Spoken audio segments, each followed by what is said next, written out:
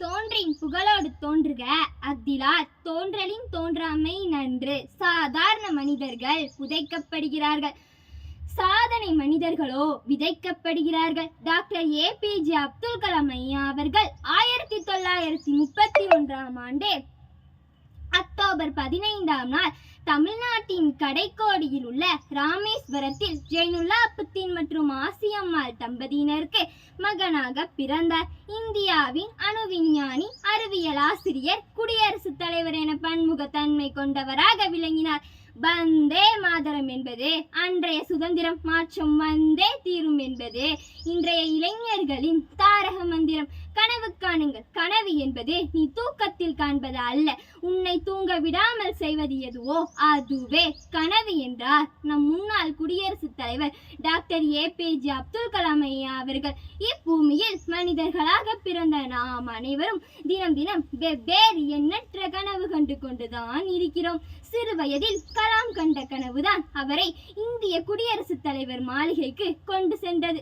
விண்ணை பற்றி அவர் கண்ட கனவுதான் அவரை ஏவுகணை நாயகனாக்கியது. உயர உயர பறந்தாலும் ஊர்க்குருவி பருந்தாகுமா என்ற பழமொழியை மாற்றி உயர உயர பறந்து பல வெற்றிகளையும் தோல்விகளையும் சந்தித்து ஊர்க்குருவியும் பருந்தாகும் என்று வாழ்ந்து காட்டினார் கலாம்.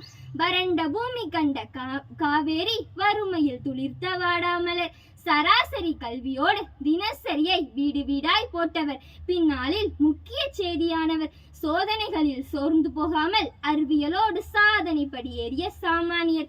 இராணுவத்திற்கென ஹெலிகாப்டரில் தொடங்கி அக்னி பிரித்திவி தந்தது இவரின் 7ஆம் அறிவு. உன் கைரேகையை பார்த்து எதிர்காலத்தை தீர்மானித்து விடாதே, ஏனென்றால் கையே இல்லாதவனுக்கு கூட எதிர்காலம் உண்டு.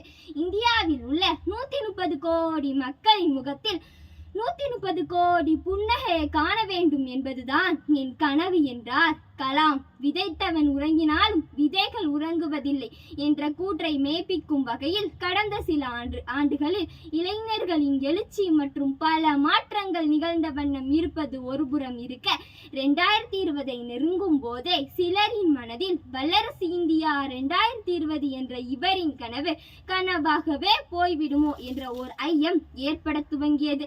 வல்லரசு என்பது வானத்தை அளப்பதோ பூமியை பிளப்பதோ அல்லது சுயநலத்திற்காக மற்றவர்களின் மகிழ்ச்சியை குலைப்பதோ அல்ல.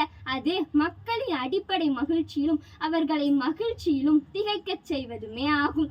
அக்னி சிறகே பீனிக்ஸ் போலே வருவாயா, இன்னொரு ஜென்மம் கடந்து வந்து நீயும் இங்கே மலர்வாயா.